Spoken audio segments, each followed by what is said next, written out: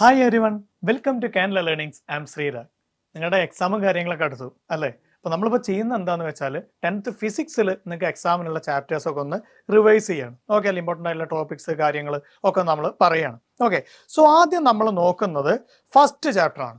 First chapter ആയിട്ടുള്ള effects of electric current, അതാണ് ആദ്യം നമ്മളൊന്ന് റിവൈസ് ചെയ്യുന്നത്. ഓക്കെ അല്ലേ? ഈ ചാപ്റ്റർ നമ്മൾ സ്റ്റാർട്ട് ചെയ്ത് തന്നെ ഇലക്ട്രിക് കറണ്ട് എന്താണ്, അതുപോലെ പൊട്ടൻഷ്യൽ ഡിഫറൻസ് എന്താണ്, അതുപോലെ തന്നെ റെസിസ്റ്റൻസ് എന്താണ്, ഇതൊക്കെ ഒന്ന് റിവൈസ് ചെയ്തുകൊണ്ടാണ് നമ്മൾ ഈ ചാപ്റ്റർ സ്റ്റാർട്ട് ചെയ്ത് തന്നെ അല്ലേ? സോ അതൊക്കെ ഒന്ന് പറഞ്ഞിട്ട് തന്നെ നമുക്ക് പോവാം. സോ കറണ്ട്, ഇലക്ട്രിക് കറണ്ട്, നമ്മൾ അതിനെ ക്യാപിറ്റൽ ലെറ്റർ ആയി വെച്ച് റെപ്രസെന്റ് ചെയ്യും.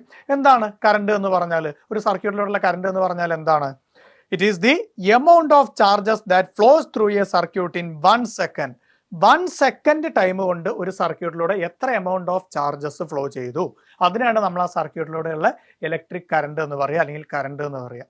ഓക്കെ അല്ലേ? അത് കാണാനുള്ള ഇക്വേഷൻ ഉണ്ട്, I = Q/T അല്ലെ? Q എന്ന് പറഞ്ഞാൽ എന്താണ്? Q എന്ന് പറഞ്ഞാൽ എമൗണ്ട് ഓഫ് ചാർജസ് അല്ലെങ്കിൽ ചാർജ്, ഡിവൈഡഡ് ബൈ T എന്ന് പറഞ്ഞാൽ എന്താണ്? ടൈം. അപ്പോൾ ഒരു സർക്യൂട്ടിലൂടെ എത്ര എമൗണ്ട് ഓഫ് ചാർജസ് ഫ്ലോ ചെയ്തു, അതുപോലെ തന്നെ എത്ര സമയം കൊണ്ടാണ് അത്രയും എമൗണ്ട് ഓഫ് ചാർജസ് ഫ്ലോ ചെയ്തത് എന്നുള്ള കാര്യം നമുക്ക് തന്നു കഴിഞ്ഞാൽ നമുക്ക് കറണ്ട് കണ്ടുപിടിക്കാൻ പറ്റും അല്ലേ? എന്ത് ചെയ്താൽ മതി? Q/T ചെയ്താൽ മതി അല്ലേ? നമുക്ക് കറണ്ട് കണ്ടുപിടിക്കാൻ പറ്റും അല്ലേ? ഇനി കറണ്ടിന്റെ യൂണിറ്റ് എന്താണ്? അതിന്റെ യൂണിറ്റ് ആണ് ആംപിയർ. നമ്മൾ അതിനെ ക്യാപിറ്റൽ ലെറ്റർ A വെച്ച് റെപ്രസെന്റ് ചെയ്യും. ഓക്കെ അല്ലേ? നമ്മൾ പറഞ്ഞ കാര്യമാണ് ആംപിയർ. ഇനി ഈ ഇലക്ട്രിക് കറണ്ട് മെഷർ ചെയ്യാൻ വേണ്ടി നമ്മൾ യൂസ് ചെയ്യുന്ന ഇൻസ്ട്രുമെന്റ് ആണ് ഏത്? അമ്മീറ്റർ. ശരിയല്ലേ? അമ്മീറ്റർ. അമ്മീറ്റർ ഉപയോഗിച്ചുകൊണ്ടാണ് നമ്മൾ ഇലക്ട്രിക് കറണ്ട് മെഷർ ചെയ്യുന്നത്. ഓക്കെ, ഇനി ഈ അമ്മീറ്റർ നമ്മളൊരു സർക്യൂട്ടിൽ ഇൻക്ലൂഡ് ചെയ്യുന്ന സമയത്ത്, നമ്മളൊരു സർക്യൂട്ട് ഡയഗ്രാം വരയ്ക്കുകയാണ്. അപ്പോൾ അതിൽ നമ്മളൊരു അമ്മീറ്റർ നമ്മൾ ഇൻക്ലൂഡ് ചെയ്യുകയാണെങ്കിൽ അതിനെ ഈ സിമ്പൽ വെച്ചുകൊണ്ടാണ് നമ്മൾ റെപ്രസെന്റ് ചെയ്യുക അല്ലേ? അമ്മീറ്ററിന്റെ സിമ്പലാണത്. ഓക്കെ, ഇനി അമ്മീറ്റർ നമ്മളൊരു സർക്യൂട്ടിൽ എപ്പോഴും കണക്ട് ചെയ്യുന്നത് എങ്ങനെയായിരിക്കണം? സീരീസ് ആയിരിക്കണം, സീരീസ് കണക്ഷനിലായിരിക്കണം. സീരീസ് ആയിട്ടാണ് അമ്മീറ്റർ നമ്മളൊരു സർക്യൂട്ടിൽ കണക്ട് ചെയ്യുന്നത്. ഓക്കെ അല്ലേ? ഇതാ ഫിഗറോടെ കൊടുത്തിട്ടുണ്ട്, ഇതാ ഈ കാണുന്ന പോലെ ഈ രീതിയിൽ സർക്യൂട്ടിന് സീരീസ് ആയിക്കൊണ്ടാണ് അമ്മീറ്റർ നമ്മൾ കണക്ട് ചെയ്യേണ്ടത്. ഓക്കെ അല്ലേ? സോ അത്രയും കാര്യങ്ങൾ കറണ്ടിനെ കുറിച്ച്. പിന്നെ നമ്മൾ എന്ത് പറഞ്ഞു? പൊട്ടൻഷ്യൽ ഡിഫറൻസ് അല്ലെങ്കിൽ വോൾട്ടേജ്, നമ്മൾ അതിനെ ക്യാപിറ്റൽ ലെറ്റർ V വെച്ച് റെപ്രസെന്റ് ചെയ്യും അല്ലേ? Potential difference. ഈ പൊട്ടൻഷ്യൽ ഡിഫറൻസിനെ എങ്ങനെ നമ്മൾ ഡിഫൈൻ ചെയ്ത്? 2 പോയിന്റുകൾക്കിടയിലുള്ള പൊട്ടൻഷ്യൽ ഡിഫറൻസ് എന്ന് പറയുന്നത് 1 വോൾട്ട് ആണ് എന്ന് നമ്മൾ പറയുന്നത് എപ്പോഴാണ്? അവിടെ ഒരു പോയിന്റിൽ നിന്നും മറ്റേ പോയിന്റിലേക്ക് 1 കൂളോം ഓഫ് ചാർജ്, 1 കൂളോം ചാർജിനെ ഒരു പോയിന്റിൽ നിന്നും മറ്റേ പോയിന്റിലേക്ക് മൂവ് ചെയ്യാൻ വേണ്ടി അവിടെ ചെയ്യുന്ന വർക്ക് എന്ന് പറയുന്നത് 1 ജൂൾ ആണെങ്കിൽ ആ 2 പോയിന്റുകൾക്കും ഇടയിലുള്ള പൊട്ടൻഷ്യൽ ഡിഫറൻസ് എന്ന് പറയുന്നത് 1 വോൾട്ട് ആയിരിക്കും അല്ലേ? അങ്ങനെയല്ലേ നമ്മൾ പൊട്ടൻഷ്യൽ ഡിഫറൻസിനെ ഡിഫൈൻ ചെയ്തത് അല്ലേ? 2 പോയിന്റുകൾക്ക് ഇടയിലുള്ള പൊട്ടൻഷ്യൽ ഡിഫറൻസ് എന്ന് പറയുന്നത് 1 വോൾട്ട് ആവുന്ന എപ്പോഴാണ്? ഒരു പോയിന്റിൽ നിന്നും മറ്റേ പോയിന്റിലേക്ക് 1 കൂളോം ചാർജിനെ മൂവ് ചെയ്യാൻ വേണ്ടി അവിടെ ചെയ്യേണ്ട വർക്ക് എന്ന് പറയുന്നത് 1 ജൂൾ ആവുമ്പോഴാണ് ആ 2 പോയിന്റുകൾക്ക് ഇടയിലുള്ള പൊട്ടൻഷ്യൽ ഡിഫറൻസ് 1 വോൾട്ട് ആണെന്ന് പറയുന്നത് അല്ലേ? ഓക്കെ അല്ലേ? നമ്മൾ പറഞ്ഞ കാര്യമാണ്. ഇനി പൊട്ടൻഷ്യൽ ഡിഫറൻസിന്റെ യൂണിറ്റ് എന്താണ്? That is volt. നമ്മൾ അതിനെ V എന്ന് പറഞ്ഞിട്ട് തന്നെ റെപ്രസെന്റ് ചെയ്യും. ഓക്കെ അല്ലേ? ഇനി പൊട്ടൻഷ്യൽ ഡിഫറൻസ് മെഷർ ചെയ്യാൻ വേണ്ടി നമ്മൾ യൂസ് ചെയ്യുന്ന ഡിവൈസ് ഏതാണ്? That is voltmeter. ശരിയല്ലേ? Voltmeter. ഇനി വോൾട്ട് മീറ്ററിന്റെ സിമ്പൽ ഒരു സർക്യൂട്ട് ഡയഗ്രത്തിൽ നമ്മൾ വോൾട്ട് മീറ്റർ ഇൻക്ലൂഡ് ചെയ്യുകയാണെങ്കിൽ അതിനെ ഈ സിമ്പൽ വെച്ചിട്ടാണ് നമ്മൾ റെപ്രസെന്റ് ചെയ്യുക അല്ലേ? ഈ സിമ്പൽ വെച്ചുകൊണ്ടാണ് നമ്മൾ റെപ്രസെന്റ് ചെയ്യുക. ഇനി വോൾട്ട് മീറ്റർ എങ്ങനെയായിരിക്കണം ഒരു സർക്യൂട്ടിൽ കണക്ട് ചെയ്യേണ്ടത്? വോൾട്ട് മീറ്റർ ഒരു സർക്യൂട്ടിൽ നമ്മൾ കണക്ട് ചെയ്യുന്നത് പാരലൽ ആയിട്ടാണ് അല്ലേ? പാരലൽ ആയിട്ടാണ്. ഇപ്പോൾ നമ്മളൊരു ഡിവൈസ്, ആ ഡിവൈസിന് അക്രോസ് ആയിട്ടുള്ള പൊട്ടൻഷ്യൽ ഡിഫറൻസ് എത്രയാണെന്ന് അറിയണമെങ്കിൽ ആ ഡിവൈസിന് അക്രോസ് ആയിട്ട് പാരലൽ ആയിട്ട് വേണം നമ്മൾ കണക്ട് ചെയ്യാൻ അല്ലേ? പാരലൽ ആയിട്ട് വേണം നമ്മൾ കണക്ട് ചെയ്യാൻ. ഇതവിടെ ഫിഗർ കൊടുത്തിട്ടുണ്ട്. അപ്പോൾ അതാ ഇവിടെ ഒരു റെസിസ്റ്റർ ഉണ്ട്. ഇതിന് അക്രോസ് ആയിട്ടുള്ളതിന്റെ അല്ലെങ്കിൽ ഇതിന് അക്രോസ് ആയിട്ടുള്ള പൊട്ടൻഷ്യൽ ഡിഫറൻസ് നമുക്ക് അറിയണമെങ്കിൽ എങ്ങനെയാണ് അവിടെ നമ്മൾ ഈ വോൾട്ട് മീറ്റർ കണക്ട് ചെയ്യേണ്ടത്? ഈ ഡിവൈസിന് അല്ലെങ്കിൽ ഈ റെസിസ്റ്ററിന് പാരലൽ ആയിട്ട് വരുന്ന രീതിയിൽ ഇതാ ഈ കാണുന്ന പോലെ അല്ലേ? ഈ രീതിയിലാണ് നമ്മൾ വോൾട്ട് മീറ്റർ കണക്ട് ചെയ്യേണ്ടത്.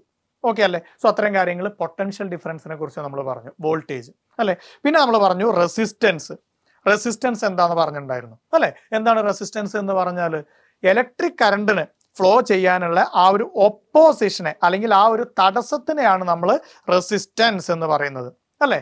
ആ ഒരു തടസ്സത്തിനെ, കറണ്ടിന് ഫ്ലോ ചെയ്യാനുള്ള ആ ഒരു ഒപ്പോസിഷനെ അല്ലെങ്കിൽ ആ തടസ്സത്തിനെയാണ് നമ്മൾ റെസിസ്റ്റൻസ് എന്ന് പറയുന്നത്. ഈ റെസിസ്റ്റൻസിന്റെ യൂണിറ്റ് എന്താണ്? ഓം. ശരിയല്ലേ? ഈ സിമ്പൽ വെച്ചുകൊണ്ട് നമ്മൾ അതിനെ റെപ്രസെന്റ് ചെയ്യും, ഓം. ഓക്കെ, ഇനി റെസിസ്റ്റർ നമ്മളൊരു സർക്യൂട്ടിൽ ഇൻക്ലൂഡ് ചെയ്യുന്ന സമയത്ത് അതിനെ ഏത് സിമ്പൽ വെച്ചിട്ടാണ് നമ്മൾ ആ സർക്യൂട്ടിൽ റെപ്രസെന്റ് ചെയ്യുക? റെസിസ്റ്ററിനെ എന്താ ഈ സിമ്പൽ വെച്ചുകൊണ്ടാണ് നമ്മൾ റെപ്രസെന്റ് ചെയ്യുക. ഓക്കെ, റെസിസ്റ്ററിനെ റെപ്രസെന്റ് ചെയ്യുക. ഇനി റെസിസ്റ്റൻസിനെ, ഒരു മെറ്റീരിയലിന്റെ റെസിസ്റ്റൻസിനെ അഫക്റ്റ് ചെയ്യുന്ന ഫാക്ടേഴ്സ് ഉണ്ട് അല്ലേ? ഒരു മെറ്റീരിയലിന്റെ റെസിസ്റ്റൻസ് എന്ന് പറഞ്ഞാൽ അത് ഇത്രയാണെന്ന് പറഞ്ഞു കഴിഞ്ഞാൽ ആ മെറ്റീരിയലിന്റെ റെസിസ്റ്റൻസിനെ എഫക്ട് ചെയ്യുന്ന കുറച്ച് ഫാക്ടേഴ്സ് ഉണ്ട്. നമ്മൾ പറഞ്ഞ കാര്യം തന്നെയാണ്. ഏതൊക്കെയായിരുന്നു റെസിസ്റ്റൻസിനെ എഫക്ട് ചെയ്യുന്ന ആ ഫാക്ടറുകൾ? ഫസ്റ്റ് വൺ ആയിരുന്നു നേച്ചർ ഓഫ് ദി മെറ്റീരിയൽ, അല്ലെ?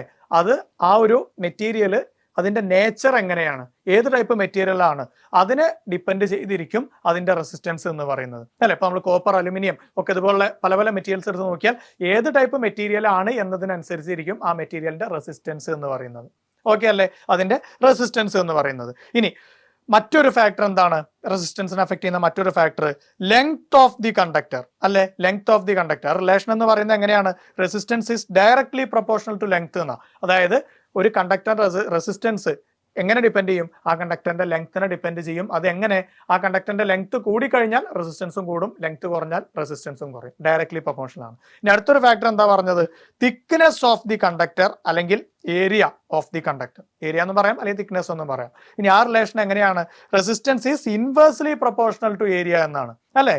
ഏരിയ കൂടിക്കഴിഞ്ഞാൽ റെസിസ്റ്റൻസ് കുറയും, ഏരിയ കുറഞ്ഞു കഴിഞ്ഞാലോ റെസിസ്റ്റൻസ് കൂടും, അല്ലെ? ഈ രീതിയിലല്ലേ? ഇങ്ങനെയാണ് ഏരിയ അല്ലെങ്കിൽ തിക്നെസ്സുമായിട്ടുള്ള റെസിസ്റ്റൻസിന്റെ ആ ഒരു കണക്ഷൻ എന്ന് പറയുന്നത്, അല്ലെങ്കിൽ ആ ഡിപ്പെൻഡൻസ് എന്ന് പറയുന്നത് ഇൻവേഴ്സ്ലി പ്രൊപ്പോർഷണലാണ്. ഏരിയ കൂടിയാൽ റെസിസ്റ്റൻസ് കുറയും, ഏരിയ കുറഞ്ഞാലോ റെസിസ്റ്റൻസ് കൂടും.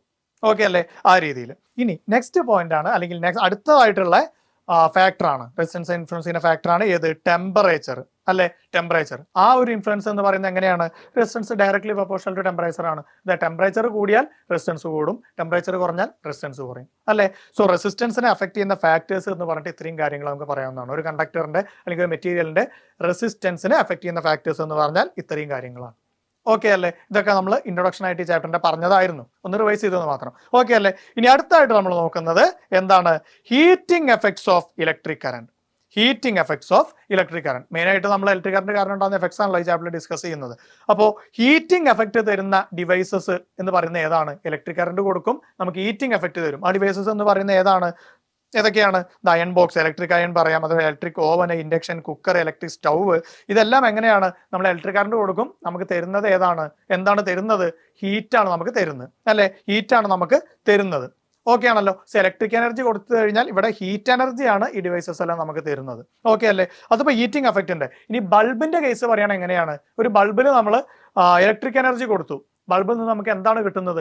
ലൈറ്റ് ആണ് കിട്ടുന്നത്. അപ്പൊ അവിടെ ഇലക്ട്രിക്കൽ എനർജിയെ ലൈറ്റ് എനർജി ആയിട്ടാണ് മാറ്റുന്നത്, അല്ലേ? അങ്ങനെയല്ലേ? ഇനി ഒരു സ്റ്റോറേജ് ബാറ്ററി അല്ലെങ്കിൽ ഒരു ഇൻവെർട്ടറിന്റെ ബാറ്ററി ഒക്കെ എടുത്ത് നമ്മൾ നോക്കുകയാണെങ്കിൽ അവിടെ എന്താ സംഭവിക്കുന്നത്?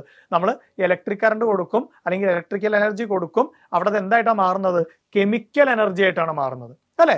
ബാറ്ററിക്ക് നമ്മൾ ഇലക്ട്രിക് എനർജി കൊടുക്കും, ഇപ്പൊ നമ്മളെ സ്റ്റോറേജ് ബാറ്ററിന്റെ ഒക്കെ കേസിൽ ഇലക്ട്രിക്കൽ എനർജിയാണ് അതിലേക്ക് കൊടുക്കുന്നത്, പക്ഷെ അത് കെമിക്കൽ എനർജി ആയിട്ടാണ് അവിടെ മാറുന്നത്. ഓക്കെ അല്ലേ? സോ അവിടെ ഉണ്ടാകുന്ന എഫക്ട് എന്ന് പറയുന്നത് കെമിക്കൽ എഫക്റ്റ് ആണ്. ഓക്കെ അല്ലേ? ബൾബിന്റെ കേസിൽ ഉണ്ടാകുന്ന എഫക്ട് എന്ന് പറഞ്ഞാലോ അത് ലൈറ്റിംഗ് എഫക്റ്റ് ആണ്, അല്ലെ? ഇലക്ട്രിക്കൽ എനർജിയെ ലൈറ്റ് എനർജി ആയിട്ടാണ് ബൾബ് മാറ്റുന്നത്. സോ അവിടെ ഉണ്ടാകുന്ന എഫക്ട് എന്ന് പറയുന്നത് ഇലക്ട്രിക് കറന്റ് കാരണം ഉണ്ടാകുന്ന എഫക്ട് എന്ന് പറയുന്നത് ലൈറ്റിംഗ് എഫക്റ്റ് ആണ്. ഓക്കെ അല്ലേ? അത് നമുക്ക് ഡീറ്റെയിൽ ആയിട്ട് പറയാം. ഇപ്പൊ ആദ്യം പറയുന്നത് ഹീറ്റിംഗ് എഫക്റ്റ് ആണ്, ഇലക്ട്രിക് കറന്റ് കാരണം ഉണ്ടാകുന്ന ഹീറ്റിംഗ് എഫക്ട്. ആ ഹീറ്റിംഗ് എഫക്ട് തരുന്ന ഡിവൈസസ് ആണ് നമ്മൾ ഈ പറഞ്ഞതൊക്കെ. ഓക്കെ അല്ലേ? സോ ഈ ഡിവൈസസിലെല്ലാം ആ ഹീറ്റ് പ്രൊഡ്യൂസ് ചെയ്യുന്നത് അല്ലെങ്കിൽ ഹീറ്റ് പ്രൊഡ്യൂസ് ചെയ്യാൻ വേണ്ടി ഹെൽപ്പ് ചെയ്യുന്ന ആ മെറ്റീരിയൽ എന്ന് പറയുന്നത് ഏതാണ്? നമുക്കറിയാം, ദാറ്റ് ഈസ് നിക്രോം, അല്ലെ? ഇതിലെല്ലാം യൂസ് ചെയ്യുന്നത് നിക്രോം വയർ ആണ് യൂസ് ചെയ്യുന്നത്. അത് വെച്ചുള്ള എക്സ്പെരിമെന്റും കാര്യങ്ങളൊക്കെ നമ്മൾ പറഞ്ഞതായിരുന്നു, അല്ലെ? Nichrome wire. ഈ നിക്രോം ആണ് അവിടെ എന്ത് പ്രൊഡ്യൂസ് ചെയ്യുന്നത്? ഹീറ്റ് പ്രൊഡ്യൂസ് ചെയ്യുന്നത്. അപ്പോൾ ഈ നിക്രോം മെറ്റീരിയൽ തന്നെ അവിടെ ഹീറ്റ് പ്രൊഡ്യൂസ് ചെയ്യാൻ വേണ്ടി യൂസ് ചെയ്യാനുള്ള കാരണം എന്തായിരുന്നു? അല്ലെങ്കിൽ എന്തുകൊണ്ടാണ് അവിടെ ഇത് ഹീറ്റ് പ്രൊഡ്യൂസ് ചെയ്യുന്നത്? ഈ നിക്രോം ഹീറ്റ് പ്രൊഡ്യൂസ് ചെയ്യാനുള്ള കാരണം എന്താണ്? ബിക്കോസ് ഇറ്റ്സ് ഹൈ റെസിസ്റ്റൻസ്, അല്ലെ? നിക്രോമിന്റെ റെസിസ്റ്റൻസ് എന്ന് പറയുന്നത് വളരെ കൂടുതലാണ്. അതുകൊണ്ട് തന്നെയാണ് അതിലൂടെ ഇലക്ട്രിക് കറന്റ് ഫ്ലോ ചെയ്യുന്ന സമയത്ത് അത് പെട്ടെന്ന് തന്നെ റെഡ് ഹോട്ട് ആവുന്നത്, അല്ലെ? ഒരുപാട് ചൂടാവുന്നത്. എന്നിട്ട് അതിന് ഒരുപാട് സമയം എന്ത് ചെയ്യാൻ സാധിക്കും? ആ റെഡ് ഹോട്ട് കണ്ടീഷനിൽ തന്നെ അതിന് റിമെയിൻ ചെയ്യാനും സാധിക്കും. ഇതൊക്കെ നമ്മൾ പറഞ്ഞ കാര്യമായിരുന്നു. അതുകൊണ്ടാണ് നിക്രോം തന്നെ അവിടെ യൂസ് ചെയ്യുന്നത്. ഈ ഒരു നിക്രോമിന്റെ ഈ ഒരു കേസിൽ നമുക്ക് law of conservation of energy വെച്ചുകൊണ്ട് എക്സ്പ്ലെയിൻ ചെയ്യാം എന്നൊക്കെ നമ്മൾ പറഞ്ഞിട്ടുണ്ടായിരുന്നു. അവിടെ എനർജി ഒരു ഫോമിൽ നിന്ന് മറ്റൊരു ഫോമിലേക്ക് മാറുകയാണ് ചെയ്യുന്നത്. അതുകൊണ്ട് law of conservation of energy വെച്ചിട്ട് നമുക്ക് എക്സ്പ്ലെയിൻ ചെയ്യാം എന്നൊക്കെ നമ്മൾ പറഞ്ഞിട്ടുണ്ടായിരുന്നു. എനിവേ, ഇപ്പൊ പറഞ്ഞ കാര്യം എന്താണെന്ന് വെച്ചാൽ ഹീറ്റിംഗ് എഫക്റ്റിന്റെ കേസിൽ അവിടെ യൂസ് ചെയ്യുന്ന ആ മെറ്റീരിയൽ എന്ന് പറയുന്നത് ഏതാണ്? അത് നിക്രോമാണ്, അല്ലെ? നിക്രോമാണ് യൂസ് ചെയ്യുന്നത്. ആ നിക്രോമിനെ യൂസ് ചെയ്യാനുള്ള കാരണം എന്താണ്? അല്ലെങ്കിൽ നിക്രോമിന്റെ അഡ്വാൻറ്റേജസ് എന്തൊക്കെയായിരുന്നു? ഒന്ന്, ഹൈ റെസിസ്റ്റിവിറ്റി, അതിന്റെ റെസിസ്റ്റൻസ് വളരെ കൂടുതലാണ്. അതുകൊണ്ട് തന്നെയാണ് പെട്ടെന്ന് റെഡ് ഹോട്ട് ആവുന്നത് അല്ലെങ്കിൽ ഹീറ്റ് ആവുന്നത്, നന്നായിട്ട് ഹോട്ട് ആവുന്നത്. ഓക്കെ അല്ലേ? പിന്നെ ഒന്ന് എന്താണ്? High melting point. പെട്ടെന്നൊന്നും ഈ നിക്രോം ഉരുകിപ്പോവില്ല. ഒരുപാട് ചൂട് വരെ, ഒരുപാട് ഹീറ്റ് വരെ അതിന് താങ്ങാൻ സാധിക്കും. പെട്ടെന്നൊന്നും അത് ഉരുകിപ്പോവില്ല. അതാണ് നിക്രോം ഉപയോഗിക്കാനുള്ള മറ്റൊരു കാരണം എന്ന് പറയുന്നത്. പിന്നെ അതിന്റെ അടുത്തൊരു എബിലിറ്റി ആയിട്ട് എന്താണ് പറഞ്ഞത്? Ability to remain in red hot condition for a long time without getting oxidised. എന്താണ് പറഞ്ഞത്? ഒരുപാട് സമയം അതിന് റെഡ് ഹോട്ട് കണ്ടീഷനിൽ തന്നെ റിമെയിൻ ചെയ്യാൻ സാധിക്കും. റെഡ് ഹോട്ട് കണ്ടീഷനിൽ എത്തിക്കഴിഞ്ഞാൽ ഒരുപാട് സമയം അതിന് ഓക്സിഡേഷനും സംഭവിക്കാതെ റെഡ് ഹോട്ട് കണ്ടീഷനിൽ തന്നെ അതിന് റിമെയിൻ ചെയ്യാൻ സാധിക്കും. ഈ കാരണങ്ങളെ കൊണ്ടൊക്കെ തന്നെയാണ് എന്ത് യൂസ് ചെയ്യുന്നത്? ഈ നിക്രോം തന്നെ നമ്മൾ ആ ഹീറ്റിംഗ് എഫക്റ്റിൽ അവിടെ ഹീറ്റ് പ്രൊഡ്യൂസ് ചെയ്യാൻ വേണ്ടിയിട്ട് ഡിവൈസസിലെല്ലാം യൂസ് ചെയ്യുന്നത്. ഓക്കെ ആണല്ലോ. ഇനി അടുത്തതായിട്ട് നമ്മൾ പറയുന്നതാണ് വളരെ ഇമ്പോർട്ടൻ്റ് ആയിട്ടുള്ള ഒരു topic, that is Joule's law. എന്താണ് നമ്മൾ പറഞ്ഞിട്ടുണ്ടായിരുന്നു? അതിന്റെ സിമ്പിൾ ആയിട്ടുള്ള അതിന്റെ ഇക്വേഷൻ എന്താണ്? H=I²RT അല്ലെ? H=I²RT. ഇതെങ്ങനെയാണ് നമ്മൾ ഡിറൈവ് ചെയ്ത് വന്നതൊക്കെ നമ്മൾ പറഞ്ഞ കാര്യമാണ്. സോ എനിവേ ആ ഇക്വേഷൻ എന്ന് പറഞ്ഞാൽ ജൂൾസ് ലോയുടെ മെയിൻ ഇക്വേഷൻ എന്ന് പറഞ്ഞാൽ എന്താണ്? That is equal to H=I²RT അല്ലെ? അതാണ് ജൂൾസ് ലോ എന്ന് പറഞ്ഞാൽ H=I²RT. ഇനി ഇതിന്റെ സ്റ്റേറ്റ്മെന്റ് നമുക്ക് എങ്ങനെ പറയാം? ഒരു കണ്ടക്ടറിൽ, ഒരു കറണ്ട് ക്യാരിയിങ് കണ്ടക്ടറിൽ പ്രൊഡ്യൂസ് ചെയ്ത അല്ലെങ്കിൽ ജനറേറ്റ് ചെയ്ത ഹീറ്റ് എന്ന് പറഞ്ഞാൽ എന്തിനോട് പ്രൊപ്പോർഷണൽ ആണ്? It is directly proportional to the heat generated in a current carrying conductor is directly proportional to product of, അങ്ങനെയല്ല നമ്മൾ പറഞ്ഞത്, product of square of the current through the conductor, അതുപോലെ തന്നെ resistance of the conductor, അതുപോലെ തന്നെ time of current flow through that conductor. ഈ മൂന്നെണ്ണത്തിന്റെ കൂടെ പ്രൊഡക്റ്റിനോട് directly proportional ആണ് എന്ത്? ആ കണ്ടക്ടറിൽ ജനറേറ്റ് ചെയ്യുന്ന ഹീറ്റ് എന്ന് പറയുന്നത് അല്ലേ? അങ്ങനെ നമുക്ക് അതിന്റെ ഡെഫിനേഷൻ പറയാം. ഓക്കെ അല്ലേ? സോ ഇതാണ് എന്ത്? ജൂൾസ് ലോ എന്ന് പറയുന്നത്. ഇത് വെച്ചിട്ട് നമുക്ക് പ്രോബ്ലംസും കാര്യങ്ങളൊക്കെ ചെയ്യാനുണ്ട്, അല്ലെങ്കിൽ പ്രോബ്ലംസും കാര്യങ്ങളൊക്കെ നമ്മളോട് ചോദിക്കും അല്ലെ? ഒരു കണ്ടക്ടറിലൂടെയുള്ള ഫ്ലോ ചെയ്യുന്ന കറണ്ട് എത്രയാണെന്ന് അറിഞ്ഞു കഴിഞ്ഞാൽ, റെസിസ്റ്റൻസ് എത്രയാണെന്ന് അറിഞ്ഞു കഴിഞ്ഞാൽ, എത്ര സമയമാണ് ആ കറണ്ട് ഫ്ലോ ചെയ്യുന്നത് എന്ന സമയം അറിഞ്ഞു കഴിഞ്ഞാൽ അതിലൂടെ ജനറേറ്റ് ചെയ്ത ഹീറ്റ് എത്രയാണ് നമുക്ക് കണ്ടുപിടിക്കാം അല്ലെ? ഈ I²RT എന്ന് പറഞ്ഞ ഇക്വേഷൻ വെച്ചുകൊണ്ട് നമുക്ക് കണ്ടുപിടിക്കാവുന്നതാണ്. ഓക്കെ അല്ലേ? സോ അതാണ് ജൂൾസ് ലോ. ഓക്കെ അല്ലേ? Joule's law. ഇനി ഇവിടെ ഈ ജൂൾസ് ലോ പ്രകാരം ഈ ഒരു ഇക്വേഷൻ വെച്ചിട്ടാണ് നമുക്ക് പറയാൻ സാധിക്കും, ഒരു കണ്ടക്ടറിൽ ഫോം ചെയ്യുന്ന ആ ഒരു ഹീറ്റ് അല്ലെ, കണ്ടക്ടറിൽ ഫോം ചെയ്യുന്ന ആ ഒരു ഹീറ്റ് എന്ന് പറഞ്ഞു കഴിഞ്ഞാൽ അതിനെ അഫക്ട് ചെയ്യുന്ന ഫാക്ടേഴ്സ് എന്ന് പറഞ്ഞു കഴിഞ്ഞാൽ നമുക്ക് എന്തൊക്കെ പറയാൻ സാധിക്കും? ഇന്റൻസിറ്റി ഓഫ് കറന്റ് H=I²RT എന്നല്ലേ? സോ ആ ഒരു ഹീറ്റിനെ അഫക്ട് ചെയ്യുന്ന ഫാക്ടേഴ്സ് എന്ന് പറഞ്ഞാൽ നമുക്ക് എന്തൊക്കെ പറയാൻ സാധിക്കും? ഒന്ന് കറണ്ട് അല്ലെ, I, പിന്നൊന്ന് റെസിസ്റ്റൻസ് ഓഫ് ദി കണ്ടക്ടർ, പിന്നൊന്ന് ടൈം അല്ലെ, എത്ര സമയമാണ് കറണ്ട് ഫ്ലോ ചെയ്യുന്നത്. സോ ഈ ടൈമിനെയും അതുപോലെ റെസിസ്റ്റൻസിനെയും അതുപോലെ കറണ്ടിനെയും ഇതിന് മൂന്നിനും ഡിപ്പെൻഡ് ചെയ്തിരിക്കും അതിലൂടെയുള്ള അല്ലെങ്കിൽ ആ കണ്ടക്ടറിൽ ഫോം ചെയ്ത അല്ലെങ്കിൽ ജനറേറ്റ് ചെയ്ത ഹീറ്റ് എന്ന് പറയുന്നത് അല്ലെ? സോ ഒരു ഹീറ്റിനെ അഫക്ട് ചെയ്യുന്ന ഫാക്ടേഴ്സ് എന്ന് പറഞ്ഞിട്ട് ഈ മൂന്ന് കാര്യങ്ങളും നമുക്ക് പറയാവുന്നതാണ്. ഓക്കെ അല്ലേ? പിന്നെ നമ്മൾ അവിടെ ഒരു ടേം പറഞ്ഞിട്ടുണ്ടായിരുന്നു, ജൂൾ ഹീറ്റിംഗ് അല്ലെങ്കിൽ ഓമിക് ഹീറ്റിംഗ് എന്ന്. അത് പറഞ്ഞാൽ എന്താണ്? ഇത്തരത്തിൽ കറണ്ട് ഒരു കണ്ടക്ടറിലൂടെ ഫ്ലോ ചെയ്യുമ്പോൾ അവിടെ ഹീറ്റ് പ്രൊഡ്യൂസ് ചെയ്യുന്ന ആ ഒരു പ്രോസസ്സിനെയാണ് നമ്മൾ എന്തെന്ന് പറയുന്നത്? ഓമിക് ഹീറ്റിംഗ് അല്ലെങ്കിൽ ജൂൾ ഹീറ്റിംഗ് എന്നൊക്കെ പറയുന്നത്. ഓക്കെ അല്ലേ? ഇനി നമ്മൾ ഈ ജൂൾസ് ലോയുടെ H=I²RT എന്നുള്ള ആ ഇക്വേഷനെ തന്നെ നമ്മൾ പല രീതിയിൽ പറഞ്ഞിട്ടുണ്ടായിരുന്നു അല്ലെ? H=I²RT എന്നുള്ള ആ ഇക്വേഷന്റെ സ്ഥാനത്ത് നമ്മൾ ഓംസ് ലോ പ്രകാരം V=IR എന്നുള്ള ഇക്വേഷൻ പ്രകാരം ഐന്റെയും അതുപോലെ ആറിന്റെയും വാല്യൂ മാറ്റിക്കൊണ്ട് മറ്റ് രണ്ട് ഇക്വേഷൻസോട് നമ്മൾ പറഞ്ഞിട്ടുണ്ടായിരുന്നു. അത് ഏതൊക്കെയായിരുന്നു? H=V²T/R, അതുപോലെ തന്നെ H=VIT അല്ലെ? ഈ രണ്ട് ഇക്വേഷൻസും കൂടെ നമ്മൾ പറഞ്ഞിട്ടുണ്ടായിരുന്നു. അപ്പൊ നമുക്ക് ഇതെന്ന് നമ്മൾക്ക് ക്വസ്റ്റ്യൻ ചോദിക്കുകയാണെങ്കിൽ, നമ്മുടെ പ്രോബ്ലം ചോദിക്കുകയാണെങ്കിൽ നമുക്ക് എന്തൊക്കെയാണ് തന്നിട്ടുള്ളത് എന്ന് നോക്കിയിട്ട് വേണം നമ്മൾ പ്രോബ്ലം ചെയ്യാൻ വേണ്ടിയിട്ട്. ഇപ്പൊ വോൾട്ടേജും കറണ്ടും ടൈമും ആണ് തന്നിട്ടുള്ളത് എങ്കിൽ, എന്നിട്ടാണ് നമ്മളോട് ഹീറ്റ് കണ്ടുപിടിക്കാൻ പറഞ്ഞത് എങ്കിൽ ഈ ഇക്വേഷൻ വെച്ചിട്ട് നമുക്ക് ചെയ്യാം അല്ലെ? അതുപോലെ വോൾട്ടേജും ടൈമും റെസിസ്റ്റൻസും തന്നിട്ടാണ് നമ്മളോട് ഹീറ്റ് കണ്ടുപിടിക്കാൻ പറഞ്ഞത് എങ്കിൽ ഈ ഇക്വേഷൻ വെച്ചിട്ട് നമുക്ക് ചെയ്യാം അല്ലെ? അതുപോലെ I²RT കറണ്ടും റെസിസ്റ്റൻസും ടൈമും തന്നിട്ടാണ് ഹീറ്റ് കണ്ടുപിടിക്കാൻ പറഞ്ഞത് എങ്കിൽ നമുക്ക് H=I²RT എന്നുള്ള ഇക്വേഷൻ വെച്ചിട്ട് ചെയ്യാം അല്ലെ? ഓക്കെ അല്ലേ? സോ ഈ മൂന്ന് ഇക്വേഷൻസ് ഉണ്ട് ഈ ജൂൾസ് ലോയുടെ കേസിൽ, എല്ലാം കറക്റ്റ് ആയിട്ട് മനസ്സിലാക്കി വെക്കണം. ഓക്കെ ആണല്ലോ. ഇനി ഇവിടെ ഒരു കേസ് നമ്മൾ പറഞ്ഞിട്ടുണ്ടായിരുന്നു, H=I²RT എന്നുള്ള ആ ഒരു ഇക്വേഷനിൽ നിന്ന് അല്ലെ, H=I²RT എന്നുള്ള ആ ജൂൾസ് ലോയിൽ നിന്ന് നമുക്ക് പറയാം ഹീറ്റ് റെസിസ്റ്റൻസിനോട് ഡയറക്ട്ലി പ്രൊപ്പോർഷണൽ ആണെന്ന് ഈ ഒരു ഇക്വേഷൻ നമുക്ക് പറയാം. ബട്ട് ഒരു എക്സെപ്ഷണൽ കേസോടെ നമ്മൾ പറഞ്ഞിട്ടുണ്ടായിരുന്നു, പ്രൊഡ്യൂസ് ചെയ്യുന്ന ആ ഹീറ്റ്, ഡെവലപ്പ് ചെയ്യുന്ന ഹീറ്റ് എന്ന് പറയുന്നത് റെസിസ്റ്റൻസിനോട് ഇൻവേഴ്സ്ലി പ്രൊപ്പോർഷണൽ ആവുന്ന ഒരു കേസ് ഉണ്ട് അല്ലെ? നമ്മൾ പറഞ്ഞിട്ടുണ്ടായിരുന്നു, ഒരു കണ്ടക്ടറിൽ ജനറേറ്റ് ചെയ്യുന്ന ഹീറ്റ് എന്ന് പറയുന്നത് അതിന്റെ റെസിസ്റ്റൻസിനോട് ഇൻവേഴ്സ്ലി പ്രൊപ്പോർഷണൽ ആവുന്ന ഒരു കേസ് ഉണ്ടായിരുന്നു. അത് ഏതാണ്? അറ്റ് കോൺസ്റ്റന്റ് വോൾട്ടേജ്, അല്ലെ? കോൺസ്റ്റന്റ് വോൾട്ടേജിൽ ഈ ഒരു ഇക്വേഷൻ വെച്ചിട്ട് ഈ ഒരു ഇക്വേഷൻ വെച്ചുകൊണ്ട് നമുക്കത് എക്സ്പ്ലെയിൻ ചെയ്യാവുന്നതാണ്, അല്ലെ? H is equal to V²T/R നമ്മൾ പറഞ്ഞ കാര്യം തന്നെയാണ്. ഇവിടെ നമുക്ക് എങ്ങനെ പറയാം? വോൾട്ടേജ് കോൺസ്റ്റന്റ് ആണെങ്കിൽ റെസിസ്റ്റൻസും ഹീറ്റും എന്താണ്? ഇൻവേഴ്സ്ലി പ്രൊപ്പോർഷണൽ ആണ് നമുക്ക് പറയാൻ സാധിക്കും, അല്ലെ? സോ റെസിസ്റ്റൻസും ഹീറ്റും ഇൻവേഴ്സ്ലി പ്രൊപ്പോർഷണൽ ആയിട്ട് വരുന്ന ആ ഒരു കേസ് എന്ന് പറയുന്നത് ഏതാണ്?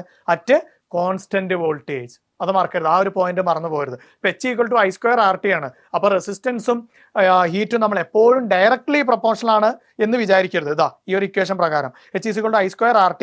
സോ റെസിസ്റ്റൻസ് എപ്പോഴും ഹീറ്റിനോട് ഡയറക്ട്ലി പ്രൊപ്പോർഷണൽ ആണല്ലോ എന്ന് വിചാരിക്കരുത്. അതല്ലാത്തൊരു കേസ് കൂടെ ഉണ്ട്. അതാണ് പറഞ്ഞത് എപ്പോ? At constant voltage. ഈ ഒരു കേസോടെ ശരിക്കും മനസ്സിലാക്കി വെക്കണം.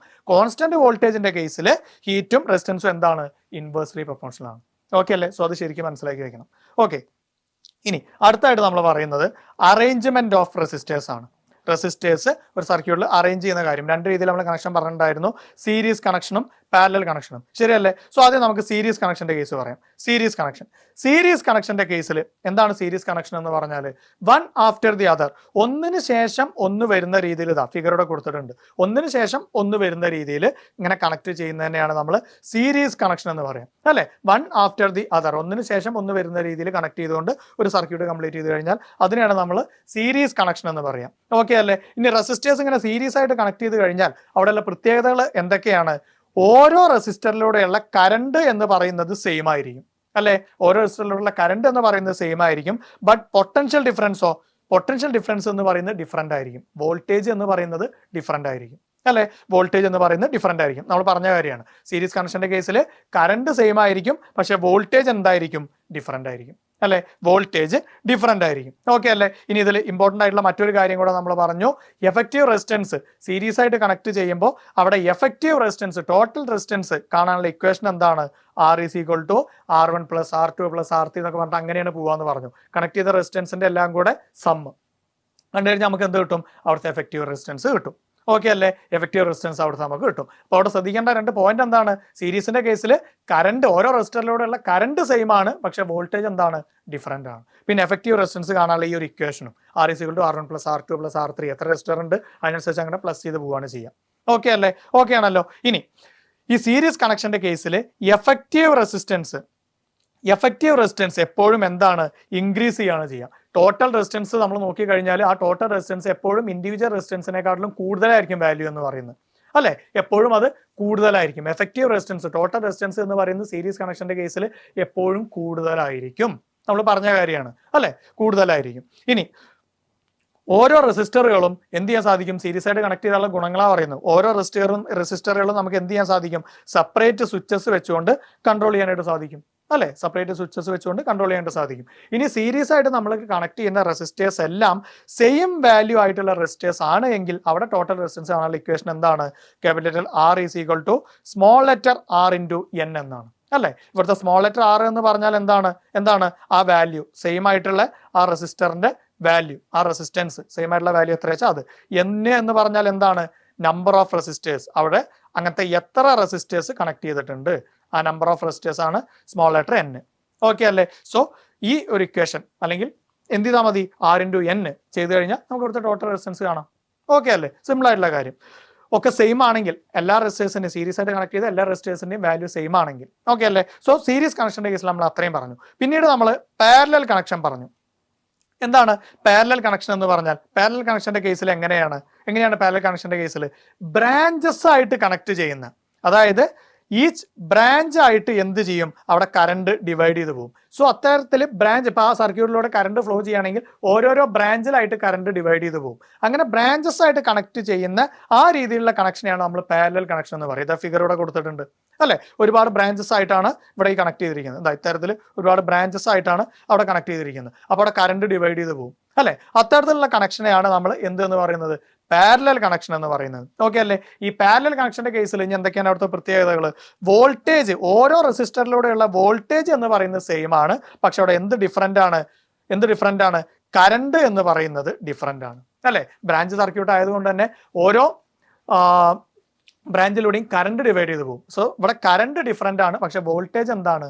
സെയിം ആണ് അല്ലെ? വോൾട്ടേജ് സെയിം ആണ്. സോ എന്താണ് സീരീസും പാരലലും തമ്മിലുള്ള ആ ഒരു മെയിൻ ഡിഫറൻസ്? സീരീസ് കണക്ഷന്റെ കേസിൽ current same, voltage different. Parallel കണക്ഷന്റെ കേസിലോ വോൾട്ടേജ് സെയിം, കറണ്ട് ഡിഫറൻറ്റ്.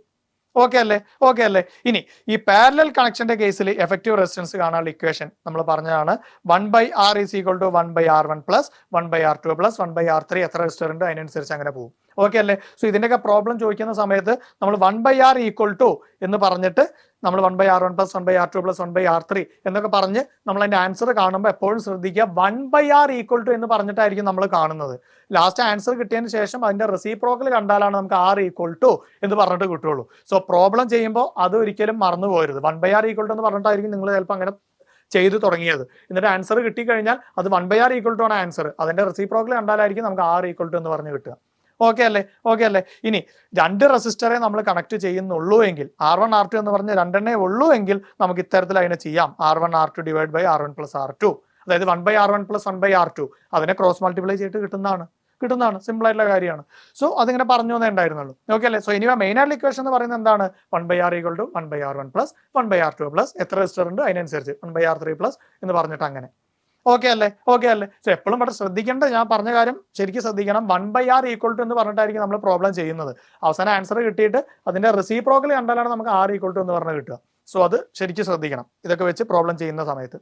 ഇനി ഈ പാരലൽ കണക്ഷന്റെ കേസിൽ നമ്മൾ കണക്ട് ചെയ്യുന്ന എല്ലാ റെസിസ്റ്റേഴ്സിന്റെയും വാല്യൂ സെയിം ആണ് എങ്കിൽ അവിടെ എഫക്റ്റീവ് റെസിസ്റ്റൻസ് കാണാനുള്ള ഇക്വേഷന്റെ എന്താണ്? That is capital R = small letter R/N. അല്ലെ? സ്മോൾ ലെറ്റർ R എന്ന് പറഞ്ഞാൽ എന്താണ്? അവിടെയുള്ള ഒരു റെസിസ്റ്ററിന്റെ വാല്യൂ എത്രയാണെന്ന്, ആ സെയിം വാല്യൂ ആയിട്ടുള്ള ആ വാല്യൂ എത്രയാണ്, ആ വാല്യൂ ആണ് സ്മോൾ ലെറ്റർ R. N എന്ന് പറഞ്ഞാൽ നമ്പർ ഓഫ് റെസിസ്റ്റേഴ്സ്, നമ്മൾ മുമ്പ് പറഞ്ഞ പോലെ തന്നെ. അങ്ങനെ എത്ര നമ്പർ ഓഫ് റെസിസ്റ്റേഴ്സ് അവിടെ കണക്ട് ചെയ്തിട്ടുണ്ട് അത് സ്മോൾ ലെറ്റർ N.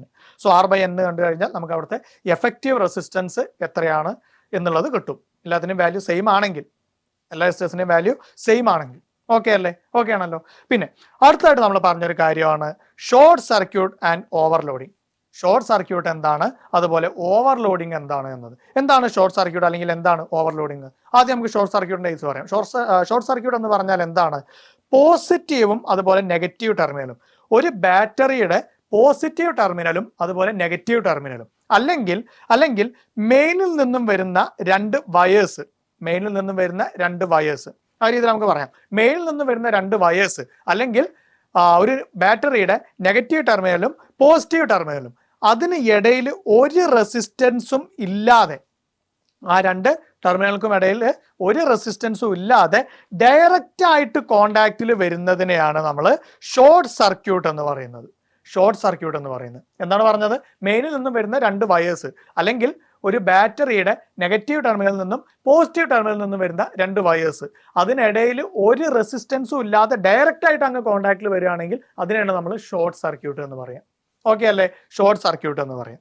ഓക്കെ, അത് ഷോർട്ട് സർക്യൂട്ടിന്റെ കാര്യം. അതുപോലെ ഓവർലോഡിങ് നമ്മൾ എങ്ങനെയാണ് പറഞ്ഞത്? ഓവർലോഡിങ് ഇപ്പോൾ ഒരു സർക്യൂട്ടിന് താങ്ങാൻ കഴിയുന്ന ഒരു പവർ ഉണ്ടായിരിക്കും. ഇനി നമ്മൾ അതിന് താങ്ങാൻ കഴിയുന്നതിനേക്കാൾ കൂടുതൽ പവറുള്ള ഡിവൈസസ് ആ സർക്യൂട്ടിൽ ആഡ് ചെയ്ത് കഴിഞ്ഞാൽ എന്താ സംഭവിക്കുക? ആ സർക്യൂട്ടിന് അത് താങ്ങാൻ സാധിക്കില്ല. ആ സർക്യൂട്ടിന് അങ്ങനെ തന്നെ നിലനിൽക്കാനായിട്ട് സാധിക്കില്ല. സോ ആ ഒരു കേസിനെയാണ് നമ്മൾ ഓവർലോഡഡ് എന്ന് പറയുന്നത്, അല്ലേ? So circuit is said to be overloaded if the total power of all the appliances connected to it is more than what the circuit can withstand. ഒരു സർക്യൂട്ടിന് താങ്ങാൻ കഴിയുന്നതിനേക്കാൾ കൂടുതൽ പവർ ഉള്ള ഡിവൈസസ് ആ സർക്യൂട്ടിൽ നമ്മൾ കണക്ട് ചെയ്ത് കഴിഞ്ഞാൽ അതിനെയാണ് നമ്മൾ ഓവർലോഡഡ് എന്ന് പറയുന്നത്. അല്ലെങ്കിൽ അത്തരത്തിലുള്ള സർക്യൂട്ടിനെയാണ് നമ്മൾ ഓവർലോഡഡ് ആയിട്ടുള്ള സർക്യൂട്ടാണ് എന്ന് പറയുന്നത്. ഓക്കെ അല്ലേ? സോ അതാണ് ഷോർട്ട് സർക്യൂട്ടും അതുപോലെ ഓവർലോഡിങ്ങും. പിന്നെ അടുത്തായിട്ട് നമ്മൾ പറഞ്ഞ വളരെ ഇമ്പോർട്ടൻ്റ് ആയിട്ടുള്ള ഒരു ഡിവൈസ് ആയിരുന്നു സേഫ്റ്റി ഫ്യൂസ്. ശരിയല്ലേ? സേഫ്റ്റി ഫ്യൂസ് നമ്മുടെ വീടുകളിലെല്ലാം യൂസ് ചെയ്യുന്ന സേഫ്റ്റി ഫ്യൂസ്. എന്താണ് ഈ സേഫ്റ്റി ഫ്യൂസ് എന്ന് പറഞ്ഞാൽ? ഇലക്ട്രിക് കറണ്ടിന്റെ ഹീറ്റിംഗ് എഫക്റ്റ് യൂസ് ചെയ്തുകൊണ്ട് വർക്ക് ചെയ്യുന്ന ഡിവൈസ് ആണ് ഈ സേഫ്റ്റി ഫ്യൂസ്, അല്ലേ? ഈ സേഫ്റ്റി ഫ്യൂസ്. ഇനി ഈ സേഫ്റ്റി ഫ്യൂസിന്റെ മെയിൻ പാർട്ട് എന്ന് പറയുന്നത് എന്താണ്? അതിന്റെ ഫ്യൂസ് വയറാണ്. ശരിയല്ലേ? ഫ്യൂസ് വയറാണ് സേഫ്റ്റി ഫ്യൂസിന്റെ മെയിൻ പാർട്ട് എന്ന് പറയുന്നത്. ഈ ഫ്യൂസ് വയർ എന്ന് പറഞ്ഞാൽ എന്താണ്? ടിന്നിന്റെയും അതുപോലെ ലെഡിന്റെയും കൂടെ ഒരു അലോയ് ആണ് ഈ ഫ്യൂസ് വയർ എന്ന് പറയുന്നത്. ലെഡും അതുപോലെ ടിന്നും കൂടെ കൂടി ചേർന്നിട്ടുള്ളൊരു അലോയ് ആണ് ഈ ഫ്യൂസ് വയർ എന്ന് പറയുന്നത്. അത്തരത്തിലുള്ളൊരു ഫ്യൂസ് വയറാണ് ഈ സേഫ്റ്റി ഫ്യൂസിന്റെ മെയിൻ ആയിട്ടുള്ള ഒരു പാർട്ട് എന്ന് പറയുന്നത്. ഓക്കെ അല്ലേ, മെയിൻ ആയിട്ടുള്ള ഒരു പാർട്ട് എന്ന് പറയുന്നത്. ഇനി ഫ്യൂസ് വയറിന്റെ പ്രത്യേകത എന്താണ്? അതിന്റെ മെൽറ്റിംഗ് പോയിന്റ് എന്ന് പറയുന്നത് വളരെ കുറവായിരിക്കും, ലോ മെൽറ്റിംഗ് പോയിന്റ് ആയിരിക്കും. ശരിയല്ലേ? ഫ്യൂസ് വയറിന്റെ മെൽറ്റിംഗ് പോയിന്റ് എന്ന് പറയുന്നത് വളരെ കുറവായിരിക്കും. കാരണം എന്താണ്? ഹീറ്റിംഗ് എഫക്റ്റ് ഉപയോഗിച്ചുകൊണ്ടാണ് അത് വർക്ക് ആവുന്നത്. അതുകൊണ്ട് തന്നെ കുറച്ചട് അധികമായിട്ട് അത് ഹീറ്റ് ആയി കഴിഞ്ഞാൽ അത് പൊട്ടിപ്പോണം അല്ലേ? അത്തരത്തിലുള്ള ഫ്യൂസിന്റെ വർക്കിംഗ്. അതുകൊണ്ടാണ് ഇത്തരത്തിൽ മെൽറ്റിംഗ് പോയിന്റ് വളരെ കുറഞ്ഞ രീതിയിലുള്ള ഫ്യൂസ് വയർ തന്നെ നമ്മൾ യൂസ് ചെയ്യുന്നത്. സോ ഫ്യൂസ് വയറിന്റെ കേസിൽ അതിന്റെ മെൽറ്റിംഗ് പോയിന്റ് എന്ന് പറയുന്നത് എന്തായിരിക്കും? ലോ ആയിരിക്കും. മെൽറ്റിംഗ് പോയിന്റ് വളരെ കുറവായിരിക്കും, പെട്ടെന്ന് തന്നെ അത് ഉരുകി പൊട്ടിപ്പോവും. ഓക്കെ അല്ലേ? ഓക്കെ അല്ലേ? ഇനി അടുത്തൊരു കേസ്, ഫ്യൂസ് വയറിന്റെ കേസിൽ നമ്മൾ പറഞ്ഞെന്താണ്? നമ്മൾ ഓരോ സർക്യൂട്ടിലും നമ്മൾ ഫ്യൂസ് വയർ കണക്ട് ചെയ്യേണ്ടത് ആ സർക്യൂട്ടിനനുസരിച്ചായിരിക്കണം. അതായത് ഇപ്പൊ എല്ലാ സർക്യൂട്ടിലൂടെയും ഒരേ രീതിയിലുള്ള കറണ്ട് ആയിരിക്കില്ല നമുക്ക് ഫ്ലോ ചെയ്യേണ്ടത്. സോ ഓരോ സർക്യൂട്ടിലൂടെയും ഫ്ലോ ചെയ്യേണ്ട കറണ്ട് എത്രയാണ് എന്ന് നോക്കിയിട്ട് അതിനനുസരിച്ചുള്ള ഫ്യൂസ് വയർ വേണം നമ്മൾ എന്ത് ചെയ്യാൻ? ഓരോ സർക്യൂട്ടിലും കണക്ട് ചെയ്യാൻ വേണ്ടിയിട്ട്. ഓക്കെ അല്ലേ? ഓരോ സർക്യൂട്ടിലും കണക്ട് ചെയ്യാൻ വേണ്ടിയിട്ട്. ഇനി ഈ ഫ്യൂസ് വയർ മെൽറ്റ് ആവുന്ന മെയിൻ ആയിട്ടുള്ള രണ്ട് കണ്ടീഷൻസ്, അല്ലെങ്കിൽ ഫ്യൂസ് വയർ പൊട്ടിപ്പോകുന്ന, ചൂടായിട്ട് അത് പൊട്ടിപ്പോകുന്ന മെയിൻ ആയിട്ടുള്ള കണ്ടീഷൻസ് എന്ന് പറയുന്നത് ഏതൊക്കെയാണ്? That is short circuit and overloading. Short സർക്യൂട്ടും ഓവർലോഡിങ്ങും, നമ്മൾ പറഞ്ഞ ഷോർട്ട് സർക്യൂട്ടും ഓവർലോഡിങ്ങും ഒക്കെ ഉണ്ടാകുമ്പോഴാണ് ഈ ഫ്യൂസ് വയർ മെൽറ്റ് ആയിട്ട് അത് പൊട്ടിപ്പോകുന്നത്. ഓക്കെ അല്ലേ? ഇനി ഈ ഫ്യൂസ് വയർ എപ്പോഴും നമ്മൾ കണക്ട് ചെയ്യേണ്ടത്, സർക്യൂട്ടിൽ കണക്ട് ചെയ്യേണ്ടത് എങ്ങനെയായിരിക്കണം? സീരീസ് ആയിട്ടായിരിക്കണം അല്ലേ? ഫ്യൂസ് വയർ എപ്പോഴും സർക്യൂട്ടിൽ കണക്ട് ചെയ്യേണ്ടത് സീരീസ് ആയിട്ടായിരിക്കണം. നമ്മൾ പറഞ്ഞ കാര്യമാണ്. ഓക്കെ അല്ലേ? സീരീസ് ആയിട്ടായിരിക്കണം. എങ്കിൽ മാത്രമാണ് ആ ഫ്യൂസ് വയർ അങ്ങ് കട്ടായി കഴിഞ്ഞാൽ ആ സർക്യൂട്ട് അവിടെ കട്ടാവുകയുള്ളൂ അല്ലേ? പാരലലായിട്ടാണ് കണക്ട് ചെയ്തതെങ്കിൽ ഒരു കണക്ഷൻ പോയാലും വേറൊരു ബ്രാഞ്ചിൽ കൂടെ കറണ്ട് ഫ്ലോ ചെയ്യും. സോ അതുകൊണ്ടാണ് നമ്മൾ ഇത്തരത്തിൽ സീരീസ് ആയിട്ട് തന്നെ ഫ്യൂസ് വയർ കണക്ട് ചെയ്യണമെന്ന് പറയുന്നത്. ഓക്കെ അല്ലേ? ഇനി ഈ ഫ്യൂസിന്റെ വർക്കിംഗ് എങ്ങനെയാണ് എന്നതൊക്കെ നമ്മൾ പറഞ്ഞ കാര്യമാണ് അല്ലേ? എങ്ങനെയാണ് ഈ ഫ്യൂസ് വയർ വർക്ക് ചെയ്യുന്നത് എന്നൊക്കെ നമ്മൾ പറഞ്ഞ കാര്യമാണ്. ഇപ്പൊ ഇതൊരു സർക്യൂട്ട്, ഇവിടെ നമ്മളൊരു ഫ്യൂസ്, ഇതൊരു ഫ്യൂസ് ആണെന്ന് വിചാരിക്കുക, ഇതാണ് ആ ഫ്യൂസ് വയർ എന്ന് വിചാരിക്കുക. ഓക്കെ അല്ലേ? സോ ഇത്തരത്തിലുള്ളൊരു സർക്യൂട്ടാണ്, ഇത്തരത്തിലുള്ള ഒരു സർക്യൂട്ടാണ്. ഈ സർക്യൂട്ടിലായിട്ട് നമ്മൾ പല ഡിവൈസസോ കാര്യങ്ങളൊക്കെ കണക്ട് ചെയ്തിട്ടുണ്ടെന്ന് വിചാരിക്കുക. അപ്പൊ എന്താണ് ഇതിന്റെ വർക്കിംഗ് കാര്യങ്ങൾ? എങ്ങനെയാണ്? സർക്യൂട്ടിലൂടെ ഫ്ലോ ചെയ്യേണ്ട ഒരു എമൗണ്ട് ഓഫ് കറണ്ട് ഉണ്ടായിരിക്കും. ഈ സർക്യൂട്ടിലൂടെ ഫ്ലോ ചെയ്യേണ്ട ഒരു എമൗണ്ട് ഓഫ് കറണ്ട് ഉണ്ടായിരിക്കും. അത്രേ അതിലൂടെ ഫ്ലോ ചെയ്യാൻ പാടുള്ളൂ എന്നുണ്ടായിരിക്കും. അതിനേക്കാൾ കൂടുതൽ കറണ്ട് ഇതിലൂടെ ഫ്ലോ ചെയ്യുകയാണെങ്കിൽ എന്താണ് സംഭവിക്കുക? ഈ ഫ്യൂസ് വയർ, ഇതിനുള്ളിൽ നമ്മൾ പറഞ്ഞ ഈ ഫ്യൂസ് വയർ ഓവർ ഹീറ്റ് ആവും. എക്സാമ്പിൾസ് വെച്ചുകൊണ്ട് നമ്മൾ പറഞ്ഞിട്ടുണ്ടായിരുന്നു. ഇപ്പൊ ഒരു 10 ആംപിയർ കറണ്ട് ആണ് ഈ സർക്യൂട്ടിലൂടെ ഫ്ലോ ചെയ്യേണ്ടതെന്ന് വിചാരിക്കുക, അല്ലെങ്കിൽ 10 ആംപിയർ കറണ്ട് വരെയാണ് ഈ സർക്യൂട്ടിലൂടെ ഫ്ലോ ചെയ്യേണ്ടത്, അതിനേക്കാൾ മുകളിൽ ഫ്ലോ ചെയ്യാൻ പാടില്ല, അല്ലെങ്കിൽ അതിനേക്കാൾ മുകളിലുള്ള കറണ്ട് ഈ സർക്യൂട്ടിനൊന്നും താങ്ങാൻ കഴിയില്ല എന്ന് വിചാരിക്കുക. അപ്പോൾ നമ്മൾ കണക്ട് ചെയ്യുന്ന ഈ ഫ്യൂസ് വയറിന്റെ കേസിൽ എങ്ങനെയാണ്?